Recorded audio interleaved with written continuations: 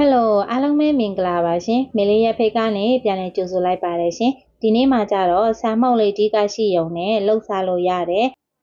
မုံပေါင်းလေးကိုအိမ်မှာပဲအလွယ်တကူလှုပ်ရှားဖြစ်လို့လုံလေးလေးကိုလာပြီးတော့မျှဝေပေးပါတယ်ရှင်ပါဝင်ပစ္စည်းနဲ့ငယ်နဲ့လှုပ်ရလွယ်ကူပြီးဖောင်းဖောင်းလေးနဲ့ချူချူလေးနဲ့အရန်ကိုစားလို့ကောင်းတဲ့မုံတစ်မျိုးဖြစ်လို့မေလေးဘယ်လိုလုပ်မလဲဆိုတာကိုမေလေးရဲ့ဗီဒီယိုကိုအဆုံးထိလိုက်ကြည့်ပေးပါအောင်ရှင်ပထမဦးဆုံးအိုးတစ်လုံးနဲ့ကိုအုံတို့ဟင်းခတ်စွန်ကြီးနှစ်စွန်းစာထည့်ပေးလိုက်ပါမယ်ဂရမ်နဲ့ချိန်မယ်ဆိုရင်တော့230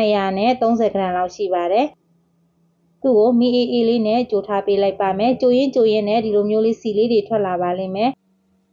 စီနဲ့အဖက်လေးတွေကွဲသွားပြီးတော့အဖက်ကလေးတွေကဒီလိုမျိုးလေးရှူဝါရောင်လေးတန်းလာပြီဆိုရင်တော့သူ့ကိုစီစစ်ပေးထားလိုက်ပါမယ်ရှင်ဒီနေရာမှာဒီအဖက်ကလေးကမတူးသွားဘူးဆိုရင်မေလေးတို့ဒီအဖက်ကလေးပါမုံလုံးတက်ထည့်ရင်ပိုပြီးမှုေးစားကောင်းပါတယ်မရတော့အနှဲငယ်လေးတူးထားတဲ့အတွက်ထက်လေးကိုမထည့်ခဲ့ပါဘူးရှင်ကဲပြီးပြီဆိုရင်တော့မုံနှစ်ဆက်ပါမယ်ခွက်တစ်လုံးနဲ့ကိုဆန်မုံဟင်းခတ်စွန်ကြီးနှစ်စွန်းစာထည့်ပေးလိုက်ပါမယ်အုံတကြားထမင်းစားစွန်းနှစ်စွန်းမောက်ထည့်ပေးလိုက်ပါမယ်ပြီးရင်တော့ဘကင်းပေါင်ဒါနဲ့ငယ်နဲ့မုံကြွစေလက်ဖက်ရည်စွန်းတစ်စွန်းစာထည့်ပေးလိုက်ပါမယ်ပြီးရင်တော့စားလေးနဲ့ငယ်ထည့်ပြီးမုံနှစ်ကလေးတွေကိုအားလုံးနှံ့သွားအောင်မှုထားပေးလိုက်ပါမယ်ရှင်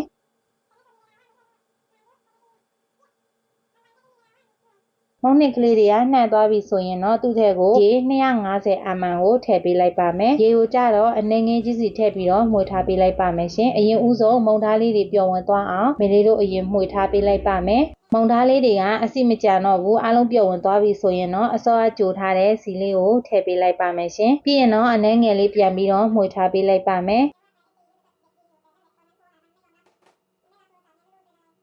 ကြံနေတဲ့ရေကိုအကုန်လုံးထည့်ပေးလိုက်ပါမယ်ပြီးရင်တော့မှွေတဲ့အတန်လေးနဲ့မုံသားလေးတွေအားလုံးနှံ့သွားအောင်မှွေထားပေးလိုက်ပါမယ်ရှင်ကဲမှွေလို့မုံသားလေးတွေအားလုံးနှံ့သွားပြီဆိုရင်တော့သူ့ကိုတနာရီလောက်နှက်ထားပေးလိုက်ပါမယ်မုံလေးတွေတက်လာတဲ့အထိပေါ့နော်ပြီးရင်တော့မေလေးတို့ပေါင်းမဲ့ခွက်ကလေးတွေကိုအရင်ဦးဆုံးအပူလာပေးထားလိုက်ပါမယ်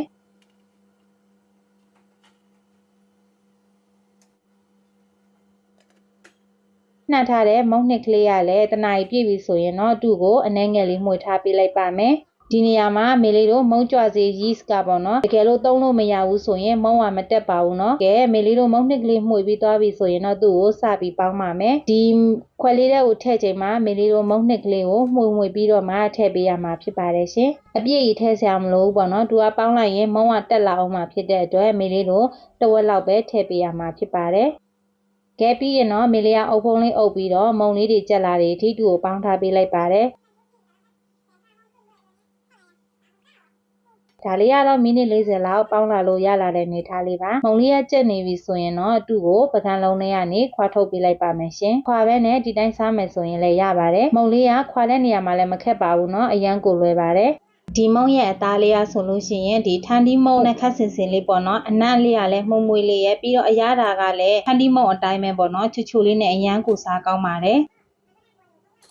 ကြည့်ပါအောင်သူ့ရဲ့မုံသားလေးဆိုရင်လေးနဲ့အရန်ကိုစားတင်ဆိုရလေးပါကဲအခုဆိုရင်တော့မေလေးတို့မုံလေးကတော့စားဖို့စင်းနှင်းဖြစ်ပါပြီဒီမုံလုံးလေးကဆိုလို့ရှိရင်ပါဝင်ပစ္စည်းနဲ့ငယ်နဲ့လောက်ရလွယ်ကူရိုးရှင်းပါတယ်ပြီးတော့အရသာလေးကချွတ်ချွတ်လေးနဲ့အရန်ကိုစားလို့ကောင်းတဲ့အတွက်ကြောင့်မေလေးကလုံလေးကိုဗီဒီယိုလေးနဲ့မျှဝေပေးလိုက်ပါတယ်ရှင်